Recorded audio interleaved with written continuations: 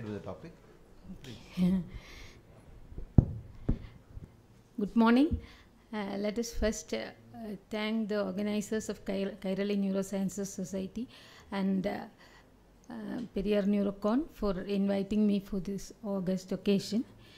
And so I'll be talking on the spinal muscular atrophy alone because it takes more time to discuss both. So we have so many remedies for spinal muscular atrophy now, and everyone is discussing about the miracle cure. So we will be discussing the pros and cons. So spinal muscular atrophy is a disease that affects the anterior horn cell, and it is the leading genetic cause of infant death. The incidence is said to be between 1 in 7,000 to 10,000, and it is transmitted in an autosomal recessive manner. And the carrier state in the community is mentioned as 1 in 40 to 1 in 60. So that even non-consanguineous people can also get the disease because the carrier state is so common. And all the types of SMA is caused by a homozygous deletion of the short arm of chromosome 5q13. So we have different types, type 0, type 1, type 2 and type 3. Type 0 is actually prenatal onset, and usually the death occurs less than 1 month, and so at birth itself there will be respiratory problems. And then the type 1 onset is between 0 to 6 months and they never sit. And usually death occurs between below 2 years, usually by 1 year. And then the type 2, the onset can be from 3 months to 18 months, and they will be able to sit but never stand. And type 3 is they will be able to stand and walk, and there is there is mild early death only occurs, so they can be living up to adulthood, but they will be able to stand initially, but later on they loses the ability to stand. And then the type 4 or the adult type, where they can walk with disability even into the late adulthood. So it is a continuous spectrum. 60% are type 1. So the most common is the infantile onset. Then about 27% are type 2 and 12% are type 3. So now a little why this same deletion causes different manifestations. For this we have to know a little genetics. That is, the SMN1 is in the telomeric region of the chromosome 5, and in the centromeric region we have the SMN2 gene. So usually we have one SMN gene in each chromosome, and one or two SMN2 genes. So when the SMN1 is completely deleted, or that is deletion of SMN1 homozygous causes SMA. So what happens is, in the SMN1 protein produces a functional SMN protein. So the exon 6, exon 7 and exon 8 all should be incorporated. So in SMN2, it is all the same except that the C, that is the cytosine, is replaced by the thymine there. So C2T mutation is there. So what happens is this exon 6 and 8 join together and exon 7 will not join. So there it will be producing an incomplete protein SMN only, but 10% the exon 7 also will be incorporated and you will get a functional SMN protein. So by SMN2 produces 90% of the incomplete or truncated protein and only 10% of the useful protein. Now in children with SMN1 deletion, the SMN2 number actually causes the disease modifier. Like if the number is less, the disease will be very severe. So if you have 3 copies of SMN2, there may be 30% of the normal one. So if you have 5 copies, it can be 50%. But if you have only 1, there will be very little functional SMN protein, and so the disease can be type 0 or type 2. So the disease severity is inversely proportional to the number of SMN2 gene. So this is the classical Wernicke-Hoffmann disease. You can see that the child cannot move the lower limb at all. The upper limb, only distal movement is possible, and there is the respiratory involvement also. So that the intercostals are not moving, and the respiration is predominantly diaphragmatic. So what are the actions of the new genetic therapies of SMN? First, we got the nusinersen, which acts through it is an antisense oligonucleotide. So the SMN2 splicing is so that makes the exon 7 incorporated into the exon 6 and 8 between, so that we will get more of the functional copies of SMN2. Then the same risdiplam is a splice site modifier. It is a small molecule that also causes that actually it there is some other thing like introns are actually covered so that the exons will get activated like that. So it is a splice site modifier. So that also increases the amount of SMN2 protein. So one more. The second one is the Zolgensma or onasemnogene. Here the SMN1 gene is incorporated into the AAV virus, so that more of actual SMN1 is remaining in the nucleus as a nucleosome, and that produces the true SMN protein. So the first one that came in 2016 is the nusinersen, otherwise called Spinraza. So it will not cross the blood-brain barrier, so you have to give it as intrathecally. There are 4 doses as loading dose, 3 doses as 2-week interval, and then 1 dose after 1 month, and then every 4 months.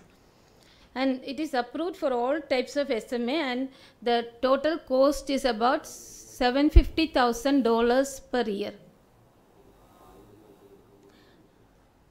So there are various trials that are available. I am not going into the details, and most of the trials are telling that there is improvement, and naturally the SMN1 always it is worsening and death by 1 or 2 years, but these children there is no worsening, but it improves to the extent that some may be sitting for more than 30 seconds and few may be standing and just walking a few steps. So here the event-free survival between the nusinersen and control are shown. So one is in the type 1 SMA and the other is in the all types of SMA. So the risdiplam actually has been approved in 2020 by FDA, and the drug controller general also has approved risdiplam. So now the drug is freely available. This is a splice site modifier, and it can be given orally as a solution. Daily you have to administer the medicine. Cost wise actually this also costs almost the same, that one bottle of this one, which is 60 ml containing 80 milligram, costs about 6 lakhs rupees here. So what happens is, in an older child and an adult, it will be lasting about 1 month only. So the cost is very high, and by 3-year cost will be almost equal to the other drugs. So risdiplam trials are all given as the name of firefish, sunfish, jewelfish and rainbow fish. So one is type 1 SMA, the other one is type 2 or 3 SMA, and jewelfish is one where people who have received either nusinersen or the Zolgensma were given the drug, and rainbow fish is actually from birth, that is very early onset they are giving and seeing the response. So all the studies have shown improvement. The rainbow fish is just going on only. All other studies have shown significant improvement comparable to nusinersen. And Zolgensma is the SMN1 gene incorporated into the AAV9 viral vector. The virus enters the nucleus, and the SMN1 is not entering into the DNA, but it remains as a separate nucleosome in the inside the nucleus and starts producing SMN protein. So in all the cells it will be there, and it is believed that it will go on producing the SMN protein. It's given as a single intravenous infusion over 1 hour. And the antibody titer is AAV9 antibody titer. We have to look. The side effects are relatively less, and there are also various studies like START, STRIVE and SPRINT and etc. and long-term follow-up is available. It is said that out of 12 patients, only 2 patients started walking, others started sitting for about 5 seconds. So this is just the revision of that. And actually we had 4 children where we have given the SMN, this Zolgensma. This is like we got them under the man.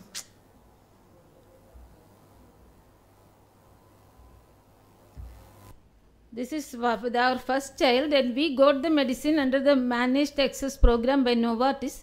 It was just we got it free of cost. Oh, sorry.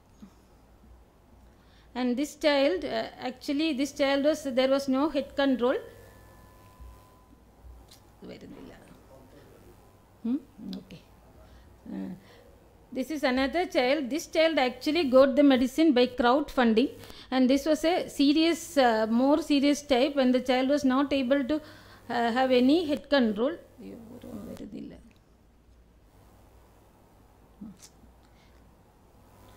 And then the child was able to move the upper limb. This was coming there. One is working, one is not working.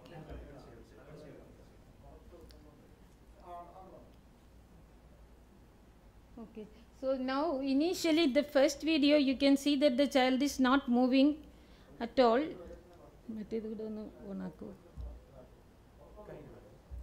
First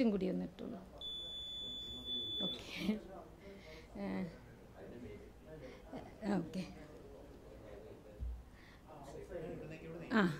About 10 to 20 seconds, 20 minutes actually this child is showing significant improvement. This child actually had severe, has not developed anything, and upper limb movement was there.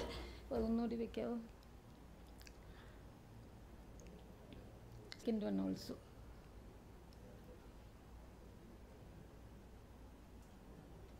Okay, so now in the second picture actually the child is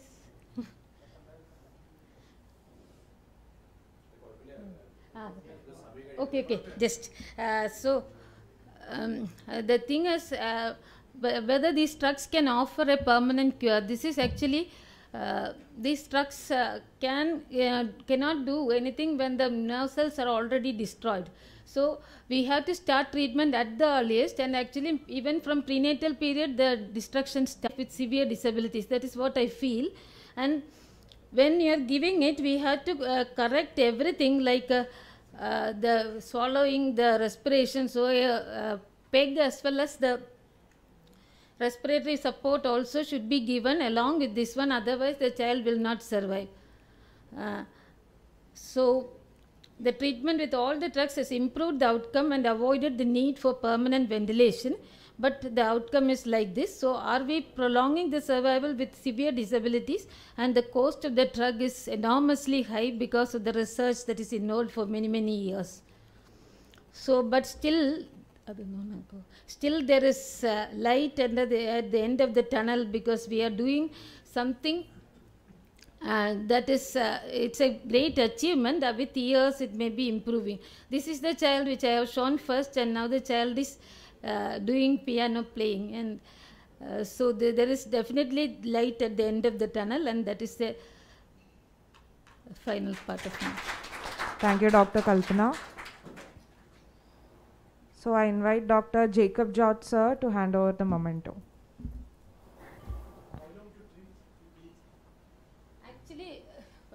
Actually Zolgensma is a single injection.